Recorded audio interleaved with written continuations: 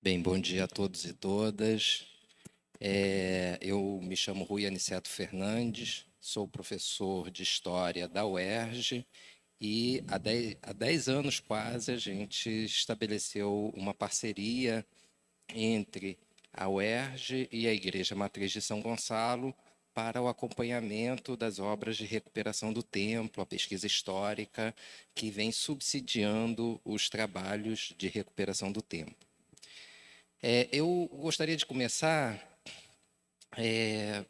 abordando a questão da igreja como patrimônio, antes de entrar na questão da história em si, né? Por que que este templo, este local é um patrimônio da cidade? O que que vem a ser o patrimônio, né?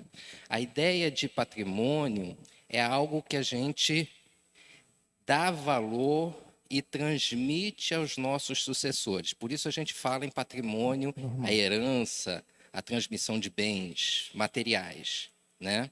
Mas se a gente entender esse princípio, a gente chega à conclusão de que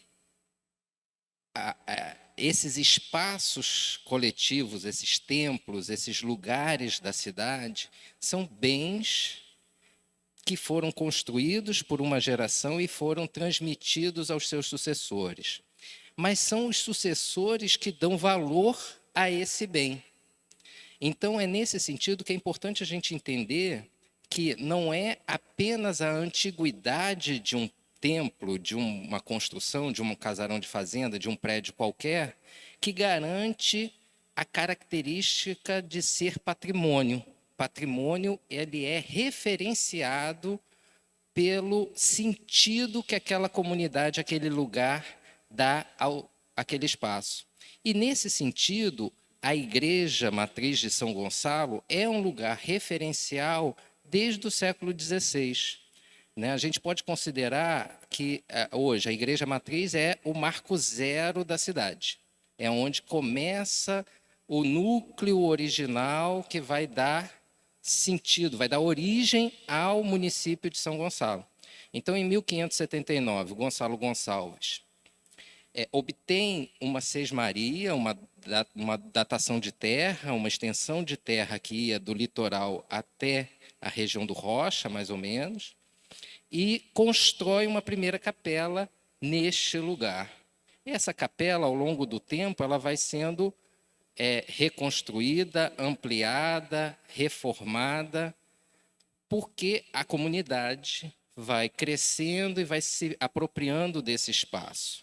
Então, de capela de fazenda, ela se torna, em 1644, a sede de uma paróquia. Em 1644, são criadas 4 paróquias, as 4 primeiras paróquias na região metropolitana, o que a gente hoje chama região metropolitana, né? No século XVII era Recôncavo da Guanabara. No Recôncavo da Guanabara são criadas 4 paróquias, que são as 4 mais antigas depois da Catedral, da Sé e da Candelária da cidade do Rio de Janeiro.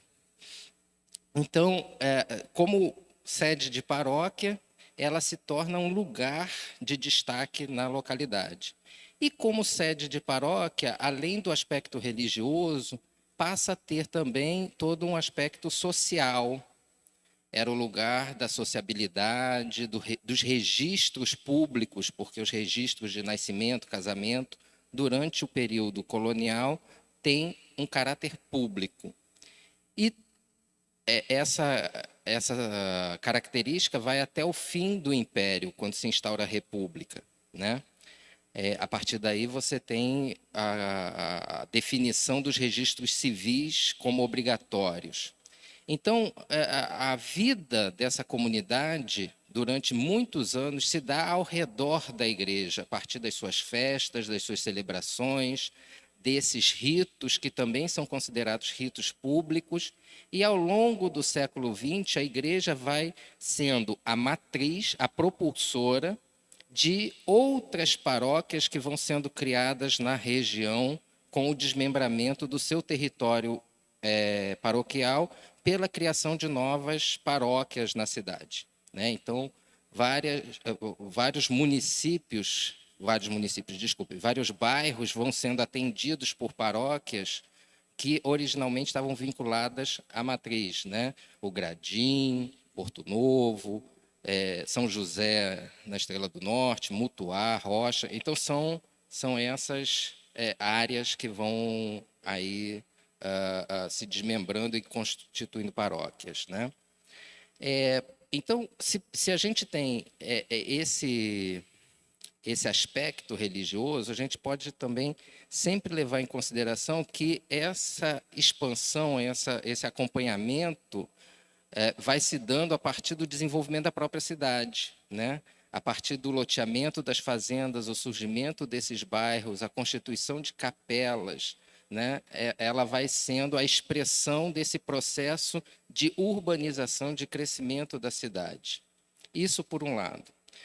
Por outro lado, a igreja matriz ela vai, ao longo do tempo, se afirmando como um símbolo da cidade.